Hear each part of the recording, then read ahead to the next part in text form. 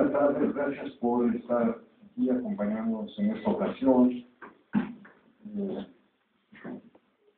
Coincidente también con el aniversario luctuoso de Trotsky. Y coincidente y no. Antes de comenzar propiamente, quisiera solamente hacer una referencia al motivo por el cual pensamos que en esta fecha, es la primera ocasión que se hace en el museo, en esta fecha era importante también poder hacer la invitación al CIP para poderle dar una profundidad mayor al evento que conmemora el día 21 de agosto de cada año. En los últimos años, los más recientes, la preocupación por parte del CIP Argentina para culminar lo que son las obras completas de Trotsky ha sido una noticia permanente en el museo. Por un lado, dado el vínculo que se ha establecido con el ingeniero Esteban Volkov y la responsabilidad que hay respecto a la importancia del proyecto, y por el otro lado, ya de manera más reciente, por la preocupación que el museo ha guardado respecto al éxito de la empresa editorial de poder culminar con las obras completas de Trotsky. En el camino para ello también hay una serie de proyectos de este editorial que han sido de sumo interés también para el museo, como lo es en general cualquier ámbito en el cual la presencia de León Trotsky esté presente. Pero, decía yo, más recientemente hay una vinculación con el CIP para poder compartir el logo en las publicaciones más recientes de este editorial. Sin lugar a dudas, esto tiene que ver también con lo que son las preocupaciones que el museo tiene respecto a la presencia que Trotsky, como un habitante del Museo de Sitio que le da nombre, pero también debido a lo que es otro elemento sustancial de este espacio, que es el Instituto de Derecho de Asilo, contempla en la propia figura de Trotsky. Es por ese motivo entonces que de alguna manera esta presencia del CIP se ha ligado temporalmente a lo que es esta preocupación de la revisión de las obras de Trotsky. Finalmente, debido, y con esto termino para pasarle al ingeniero Volkov el micrófono, finalmente, debido a que la figura de Trotsky, más allá de lo que son estos otros aspectos de una historia muy particular de militancia, de construcción de una revolución, de la continuidad de todo lo que es una tradición que a lo largo del siglo XIX culmina con la gran propuesta de una revolución liberadora a nivel mundial. Como espacio cultural, el museo también guarda un enorme respeto para lo que es la cultura escrita. Este es otro aspecto que nos ha ligado fuertemente también al CIP. La historia del siglo XIX, es más, la historia del socialismo propiamente, es una historia escrita. Es una historia que se generó, y hay está estudiado esto, los antecedentes están en la propia prensa europea revolucionaria, que es la que da el nombre, ¿sí?, a la palabra socialismo a lo largo de su historia editorial. Entonces, lo que les quiero decir en este sentido es que como centro cultural, uno de los grandes respetos que guarda este museo es precisamente la continuidad de la cultura escrita, de la cultura leída y de la cultura que da un conocimiento por la vía de lo que es esta larguísima tradición evidentemente occidental. De ahí que también haya una base real que como centro cultural guarde el museo respecto a la contención de las ideas, siendo que el museo esencialmente es un museo de ideas. Con esto les agradezco otra vez su atención y explico los motivos por los cuales participamos hoy con el CIP respecto a las novedades editoriales que les guardan. Le paso la palabra entonces al ingeniero Wolfgang. Gracias.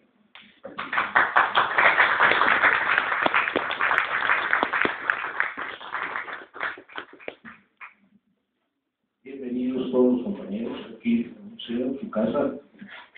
Hoy en la mañana ya tuvimos una plática, una exposición donde hicimos una descripción de lo que es el capitalismo actual y la importancia del marxismo, y pues vamos a retomar esa discusión. En su lecho de muerte, el abuelo, sus últimas palabras, sus últimas frases fueron dirigidas a Johan Hansen cuando le indicó: estoy seguro del triunfo de la Cuarta Internacional.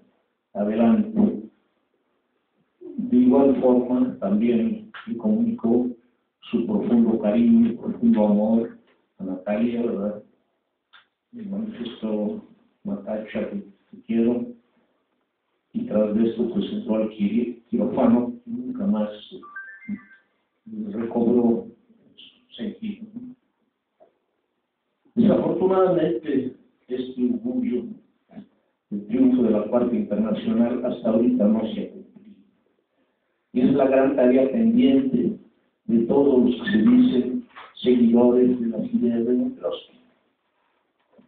Yo considero que hoy en día los diferentes grupos no deben de buscar desacuerdos para justificar fragmentaciones y divisiones, sino al contrario, deben de buscar coincidencias para unir fuerzas y congregarse. La revolución socialista, tras el triunfo de octubre, sufrió un gigantesco Waterloo, una gran derrota, con el surgimiento de Stalin. Perdió un gran camino el socialismo. De ahí, de esta etapa, de este punto, es donde se debe de retomar el camino para volver a la carretera, al rumbo correcto de la lucha por el socialismo. Y en esa etapa, precisamente, donde está la gran importancia, el gran papel clave y decisivo de León Trotsky. Porque nadie mejor que él analizó, denunció, comprendió lo que fue el stalinismo, y nadie mejor que él lo denunció, lo desenmascaró ante la historia. De ahí la gran importancia de todo el arsenal ideológico de León Trotsky. Y también de ahí la obra tan meritoria de CIP, de volver a poner al alcance de la clase obrera, de todo el mundo, los estudiantes, ese arsenal tan rico, tan poderoso que fue el Trotsky. Es sabido, digamos, que sin partido revolucionario y sin teoría revolucionaria no hay camino al socialismo. Son elementos fundamentales, primordiales para poder luchar por el socialismo. Sin ello, no se pierde camino y no se llega a ningún punto.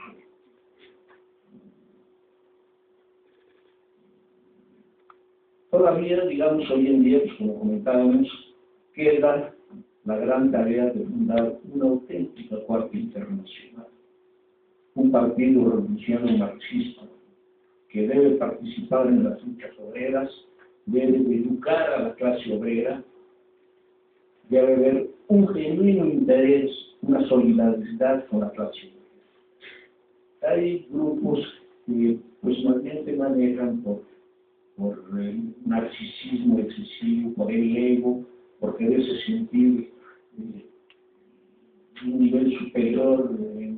nivel de teóricos marxistas, pero se alejan totalmente de las masas, de las clases obreras. Lo único que buscan es satisfacer un ego, ¿no? Y se dedica muchas veces más que la lucha revolucionaria, a auxiliar clase obrera, en sindicatos, en huelgas, en educación, a criticar a los otros grupos, ¿no? Con esos, digamos, se sienten superiores y duermen muy satisfechos, muy tranquilos. Digo, esos no son realmente patriotas, son sectas. Y en ese, digo, yo no conozco muy bien el Partido de los Trabajadores Socialistas, que es el que mis camaradas forman el CIP, pero admiro la actividad que están llevando a cabo. Una actividad primordial, extremadamente útil, que es la publicación del gran arsenal político, teórico de León Trotsky. Es de las tareas primordiales dotar a la clase obrera de teoría revolucionaria. Y en eso, pues, admiro al CIP y le hemos dado todo el apoyo por la labor tan extraordinaria, tan valiosa que está haciendo. Y pues deseo que sigan adelante y cuentan con todo nuestro apoyo y también muchas gracias.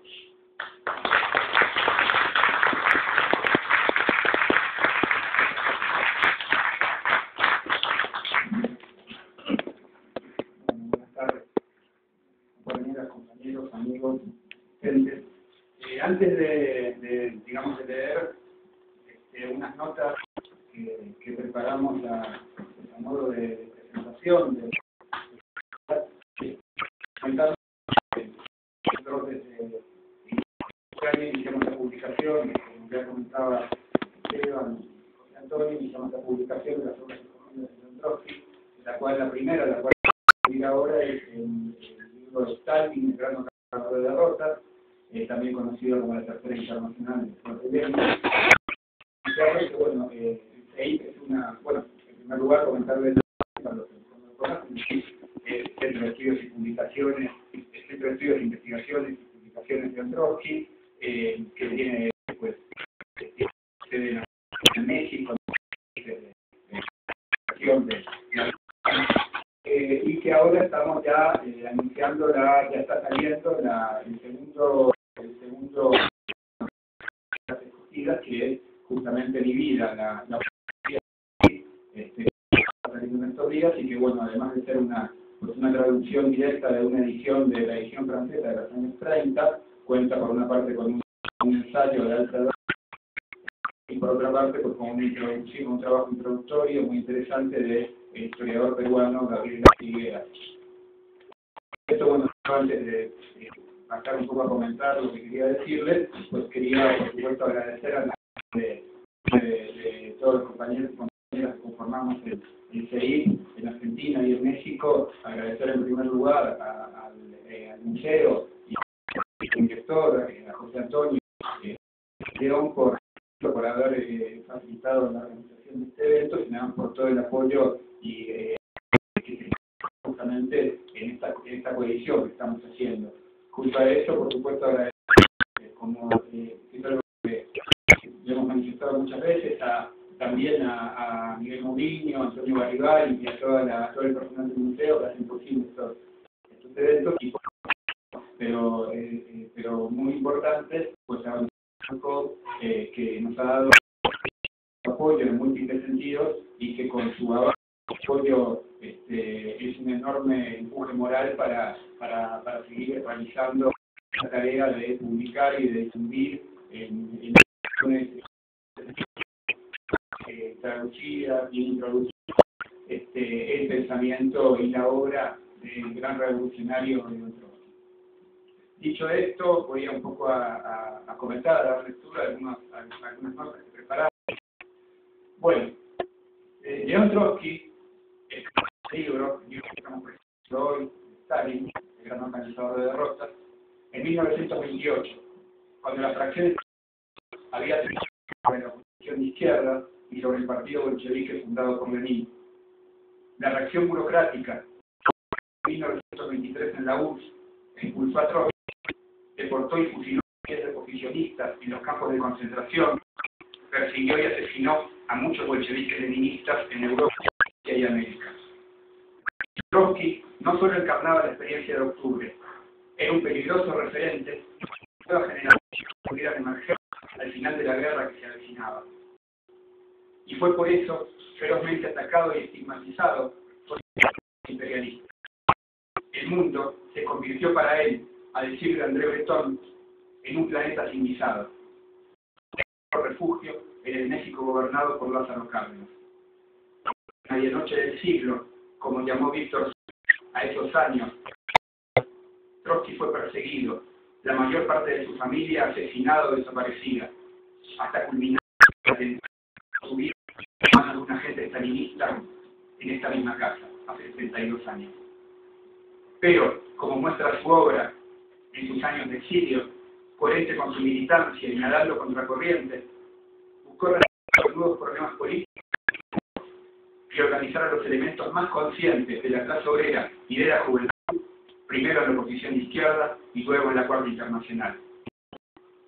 Los documentos que conforman el libro que presentamos fueron fundamentales en el desarrollo de la oposición de izquierda. Por ejemplo, como narró James Cannon, fundador del Partido Americano, la lectura de un escrito dejado a su alcance en el sexto congreso de la Tercera Internacional lo llevó a él y al delegado a organizar la oposición de izquierda en Norteamérica. Varios años después, los núcleos iniciales de la organización en México, entre los que actuaban, por ejemplo, Octavio Fernández y otros camaradas, de la lectura de los textos de Trotsky que sobre Alemania escribía Trotsky. En ese sentido, el exilio, los años de exilio, fueron para el fundador del Ejército Rojo de al pensamiento marxista. A la obra que presentamos hoy, le siguieron trabajos de permanente, traicionada, los escritos sobre el fascismo o la Revolución Española, entre otros. Pero es importante resaltar que esta elaboración, hecha con gran rigor científico, estaba vinculada a organizar una corriente política militante que rescatase el marxismo de la noche negra estalina. ¿Qué es lo que pueden encontrar las nuevas generaciones militares?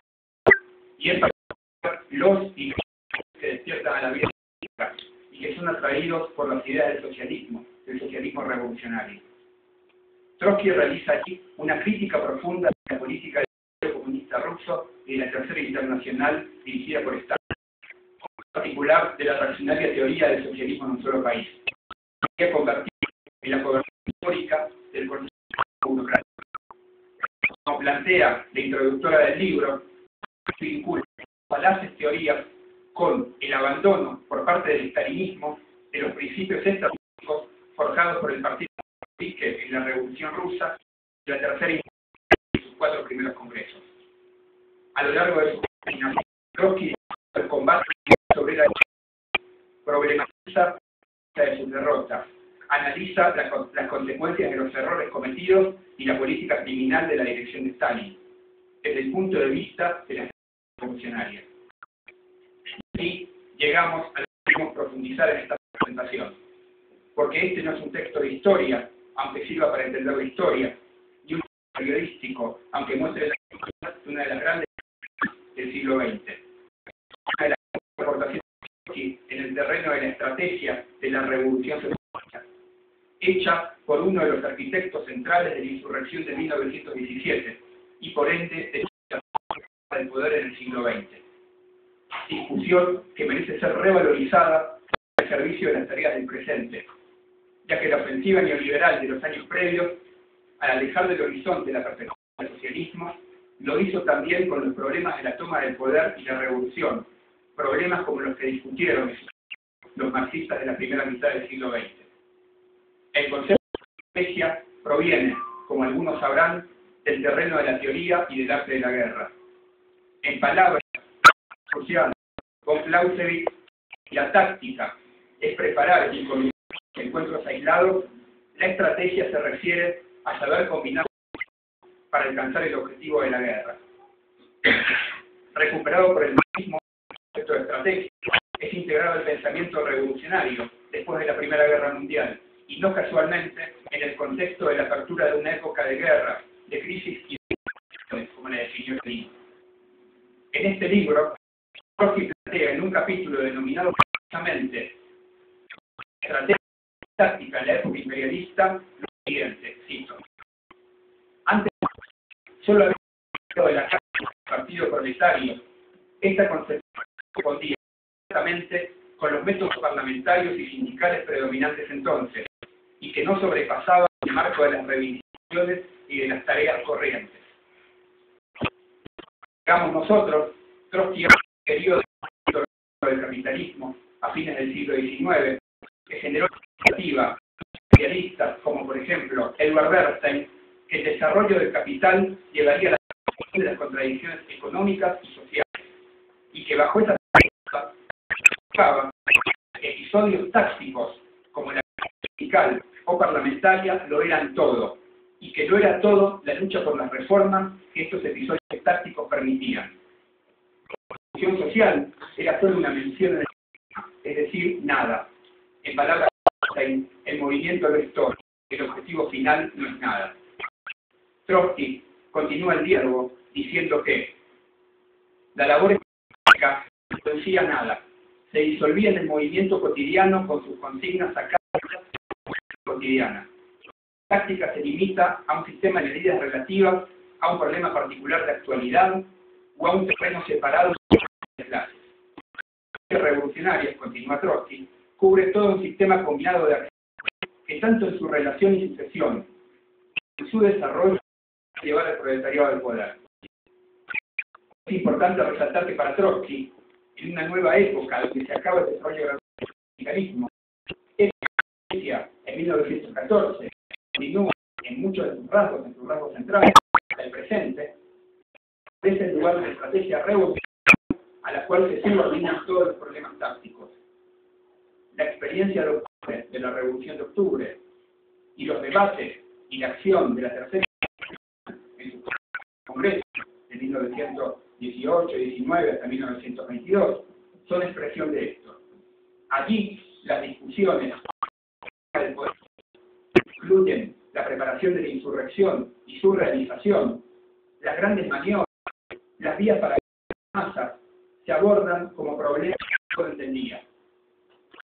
Se rompe con la burocratización. Trotsky pretende entonces restablecer el marxismo de corte estratégico, para que discute no solo lo que se pretende, sino cómo nos proponemos hacerlo, es decir, la propia de la estrategia. ¿Cómo nos proponemos conquistarlo?, dice Trotsky, y es desde ese punto de vista que aborda la experiencia. Por ejemplo, a la dirección de la Tercera Internacional, presentaba grandes combates del proletariado de forma casi arqueológica, como una sucesión cronológica y como expresión de la crisis del capitalismo, solo como acontecimientos objetivos, pero nunca como la experiencia estratégica del proletariado. Considerar, como hace Trotsky, como acumulación los procesos, por ejemplo, de autorregulación y su relación con el desarrollo de los momentos de flujo y de reflujo de la acción de las masas, los intentos revolucionarios de Alemania y de Chile, así como los golpes contrarrevolucionarios, era verlos como hitos en el desarrollo de una estrategia sobre. Pero eso, decía Trotsky, estaba a un pensamiento burocrático que veía en la acción revolucionaria de las masas un peligro.